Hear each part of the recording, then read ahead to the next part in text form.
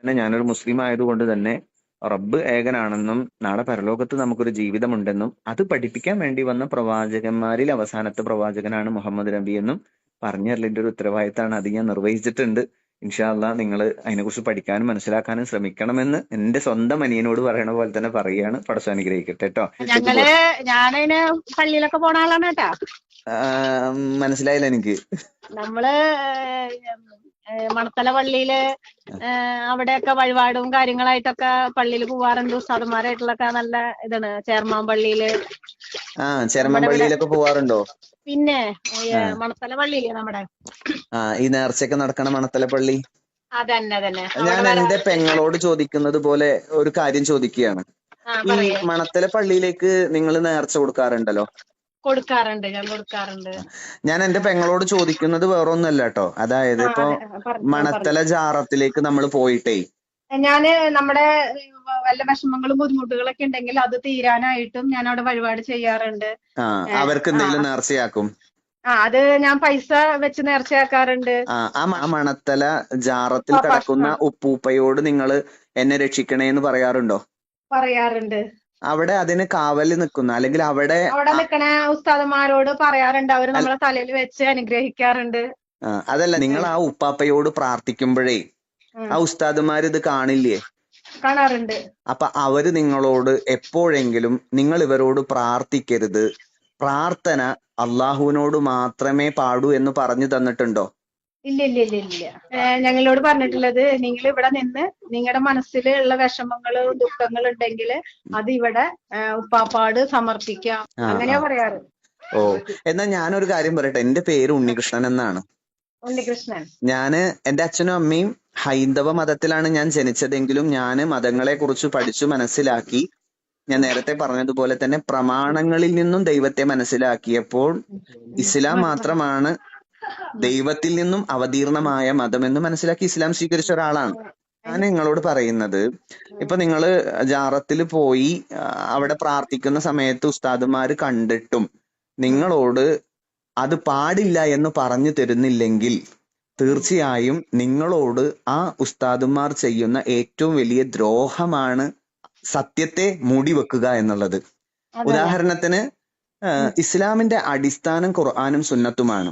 എന്നെയും നിന്നെയും ഈ പ്രപഞ്ചത്തിലുള്ള മുഴുവൻ സൃഷ്ടികളെയും സൃഷ്ടിച്ച സൃഷ്ടാവാണ്, നമ്മളെ പരിപാലിക്കുന്നവനാണ്. നമുക്ക് കണ്ണും കാഴ്ചയും ചെവിയും കേൾവിയും ഹൃദയവും എല്ലാം ഏർപ്പാടാക്കി തന്ന റബ്ബാണ് ആരാധനയ്ക്ക് അർഹൻ. ആ ആരാധനയ്ക്ക് അർഹനായ റബ്ബിനെ പരിചയപ്പെടുത്തി തരാൻ വേണ്ടിയാണ് പ്രവാചകന്മാർ നിയോഗിക്കപ്പെട്ടത്.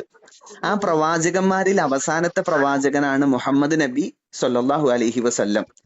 ആ റസൂലിന്റെ വിയോഗത്തിന് ശേഷം ഇനി ഒരു റസൂൽ ഇവിടേക്ക് വരാനില്ല. അതായത് എന്നെ പോലെയും നിന്നെ പോലെയുള്ള ആളുകൾക്ക് അള്ളാഹുവിനെ കുറിച്ച് പറഞ്ഞു തരാനും അവന്റെ നിയമങ്ങളെ കുറിച്ച് പറഞ്ഞു തരാനും ഇനിയൊരു പ്രവാചകൻ വരാനില്ല, ആ ഭൂമിയിലേക്ക് വരാനില്ല. ആ പ്രവാചകനെ പിൻപറ്റി ജീവിക്കേണ്ടവരാണ് മുസ്ലിമീങ്ങൾ.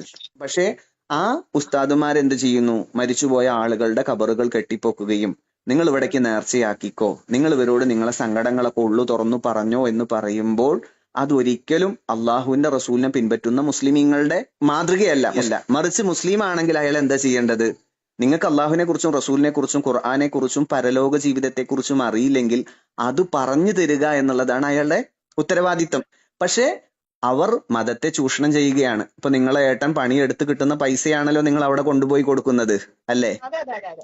നമ്മൾ എന്തിനാ അവിടേക്ക് നേർച്ചയാക്കുന്നത്? നമ്മളെ കാര്യങ്ങളും പ്രശ്നങ്ങളും മാറാൻ വേണ്ടിയിട്ടല്ലേ? അപ്പൊ നമ്മളെ പ്രശ്നങ്ങളും പ്രയാസങ്ങളും മാറാൻ വേണ്ടിയിട്ടാ നമ്മൾ അവിടെ കൊണ്ടുപോകണമെങ്കിൽ നമ്മൾ സൃഷ്ടിപ്പിൽ അവർക്ക് എന്തെങ്കിലും ഒരു ബന്ധം വേണ്ടേ? പക്ഷെ അതെനിക്ക് ബോധ്യം വന്നു. ഒരു പ്രാവശ്യം ഒരു കാര്യത്തിൽ എനിക്ക് ബോധ്യം വന്നു. എന്താണ്ടായത്? അതെന്ന് വെച്ചാല് എന്റെ അമ്മായിയുടെ മോളുടെ കല്യാണം എൻഗേജ്മെന്റ് കഴിഞ്ഞതായിരുന്നു. അപ്പൊ അമ്മായി പറഞ്ഞു എന്നോട്, മോളെ കല്യാണം എൻഗേജ്മെന്റ് നടത്തിയ കല്യാണം മുടങ്ങിയിട്ട് രണ്ടാള് രണ്ട് രീതിയിൽ നിക്കണ് ഇപ്പൊ. അപ്പൊ അങ്ങനെ എന്റെ അടുത്ത് ഒരു കൂട്ടർ പറഞ്ഞു, പള്ളിയിലേക്ക് നിങ്ങള് നേർച്ച വെച്ച് കഴിഞ്ഞാല് ഇതാവൂന്ന് പറഞ്ഞു. അത് ഒരു മൊയ്ലിയാരാണ് പറഞ്ഞത്. അപ്പൊ അവര് പറഞ്ഞു അത് ഇവിടേക്കല്ല, നമ്മുടെ ഏർവാടി ഉപ്പാപ്പാക്കാണ് പറഞ്ഞിട്ടുണ്ടായിരുന്നത്, തമിഴ്നാട്ടിൽ. അപ്പൊ നമ്മള് അവിടെ ചെയ്ത് കഴിഞ്ഞാല് നമുക്ക് അത് സാധിക്കുമെന്ന് പറഞ്ഞു. ഉം, ഞാൻ ഈ അങ്ങനെ പറഞ്ഞപ്പോ തറപ്പിച്ചിങ്ങനെ പറഞ്ഞു ഏർവാടിക്ക് നമ്മൾക്ക് ഇത് ചെയ്ത് കഴിഞ്ഞു കഴിഞ്ഞാല് ഉം, ആ കുട്ടിയുടെ പോയ കല്യാണം തിരിച്ചു വന്ന് ഉം, പോയതല്ല ഉം, പിരിഞ്ഞിട്ട് നിൽക്കുകയാണെങ്കിൽ അവരൊന്നിച്ച് ഉം. കല്യാണം വേഗം നടക്കുമെന്ന് പറഞ്ഞു. ആ പക്ഷെ ഇന്നത്തെ വരെ നടന്നിട്ടില്ല. ആ, നമ്മള് ആ, ചെയ്യാനുള്ള പൈസയും കാര്യങ്ങളും ഉം, അതിന്റെ എല്ലാ കാര്യങ്ങളും ഉം, നമ്മൾ ചെയ്തു കൊടുത്തു. പൈസ നല്ലൊരു പൈസ അവര് ചോദിച്ചു. നമ്മളത് അതനുസരിച്ച് നമ്മൾ അവിടെ പോയി അവർക്ക് അത് കൊടുത്തു. ഉം, അവര് ശരിക്കും നമ്മളൊരു പള്ളിയിൽ പോയിട്ട് എങ്ങനെയാണ് നിസ്കാരം കാര്യങ്ങളൊക്കെ ചെയ്യുന്നത് അതേപോലെ തന്നെ അവര് ഈ, എല്ലാ ഇതും ചൊല്ലിയിട്ടൊക്കെയാണ് എന്റെ കയ്യിൽ നിന്ന് മേടിച്ചതൊക്കെ. ഉം, ഉം, ഒരുവിധം അല്ല അപ്പൊ ഇനി അതിൽ തെറ്റോ കുറ്റങ്ങൾ ഉണ്ടോന്ന് എനിക്ക് കറക്റ്റ് ആയിട്ട് അറിയാൻ പറ്റില്ല. കാരണം ഞാൻ അറബ് പഠിച്ചിട്ടില്ല. ഉം, എനിക്ക് അതിനെ കുറിച്ച് കറക്റ്റ് ആയിട്ട് ഇതല്ല. നമ്മൾ ഉം, പറയുന്ന ഒരു വിശ്വാസം കാരണം അപ്പൊ അതേപോലെ ചെയ്തു. ഉം. നമ്മളത് കൊടുത്തു. അവരത് അവിടെ കൊണ്ടുപോയി സമർപ്പിച്ചു എന്നാണ് നമ്മളോട് പറഞ്ഞിട്ടുള്ളത്. ഓഹോ. പക്ഷെ ഇന്നത്തെ വരെ ആ കുട്ടിയുടെ കല്യാണം നടന്നില്ല. അതോടുകൂടി എന്റെ ഉള്ള വിശ്വാസം നഷ്ടപ്പെട്ടു.